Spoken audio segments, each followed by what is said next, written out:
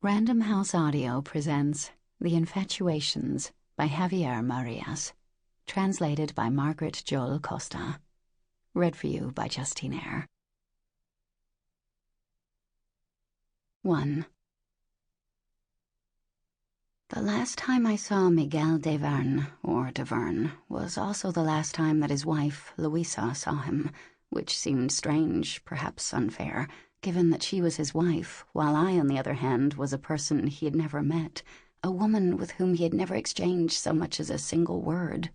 I didn't even know his name, or only when it was too late, only when I saw a photo in the newspaper showing him after he'd been stabbed several times, with his shirt half off, and about to become a dead man, if he wasn't dead already in his own absent consciousness, a consciousness that never returned. His last thought must have been that the person stabbing him was doing so by mistake, and for no reason, that is, senselessly, and what's more, not just once, but over and over, unremittingly, with the intention of erasing him from the world and expelling him from the earth without further delay, right there and then. But why do I say too late, I wonder? Too late for what? I have no idea, to be honest. It's just that when someone dies, we always think it's too late for anything, or indeed everything, certainly too late to go on waiting for him, and we write him off as another casualty. It's the same with those closest to us, although we find their deaths much harder to accept, and we mourn them, and their image accompanies us in our mind both when we're out and about and when we're at home, even though for a long time we believe that we will never get accustomed to their absence. From the start, though, we know, from the moment they die, that we can no longer count on them, not even for the most petty thing, for a trivial phone call or a banal question. Did I leave my car keys there? What time did the kids get out of school today? That we can count on them for nothing. And nothing means nothing.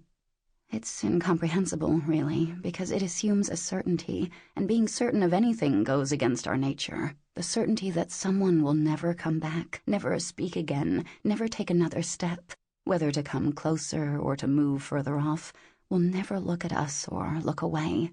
I don't know how we bear it, or how we recover. I don't know how it is that we do gradually begin to forget, when time has passed and distanced us from them, for they, of course, have remained quite still. But I had often seen him and heard him talk and laugh, almost every morning, in fact, over a period of a few years, and quite early in the morning, too, although not so very early. Indeed, I used to delay slightly getting into work, just so as to be able to spend a little time with that couple, and not just with him, you understand, but with them both. It was the sight of them together that calmed and contented me before my working day began. They became almost obligatory. No, that's the wrong word for something that gives one pleasure and a sense of peace. Perhaps they became a superstition, but no, that's not it either. It wasn't that I believed the day would go badly if I didn't share breakfast with them, at a distance, that is.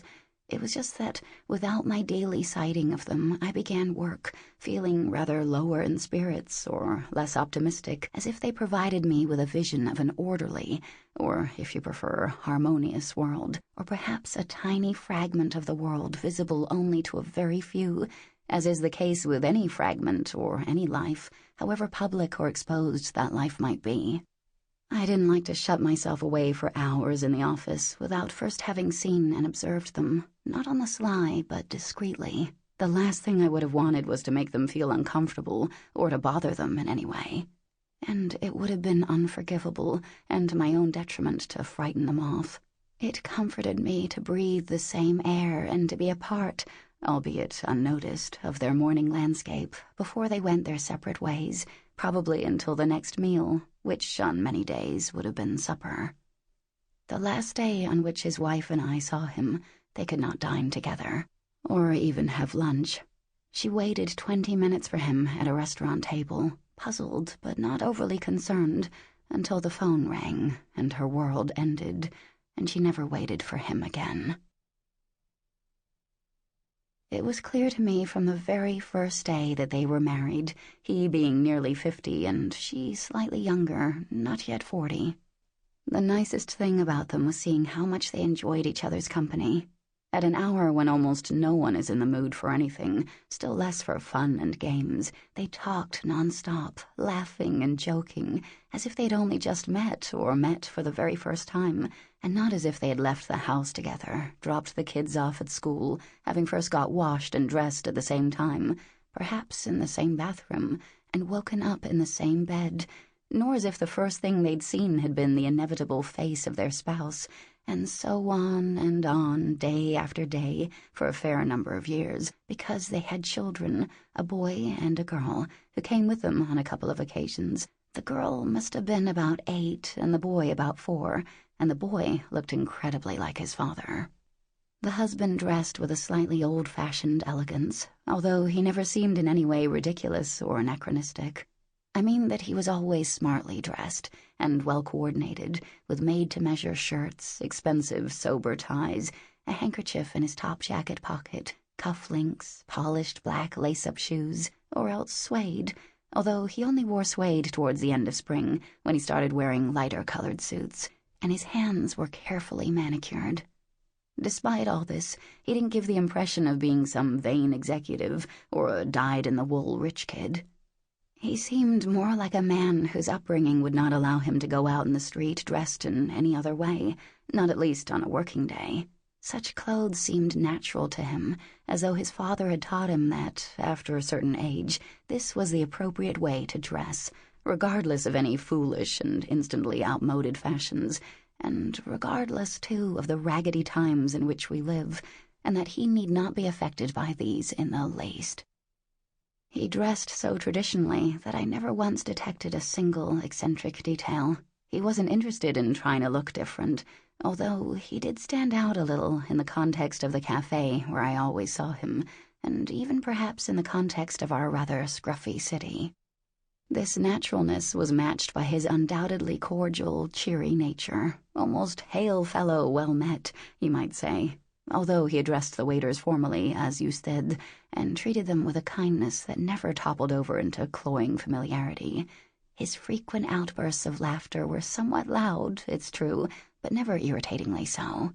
He laughed easily and with gusto, but he always did so sincerely and sympathetically, never in a flattering, sycophantic manner, but responding to things that genuinely amused him, as many things did, for he was a generous man, ready to see the funny side of the situation and to applaud other people's jokes, at least the verbal variety.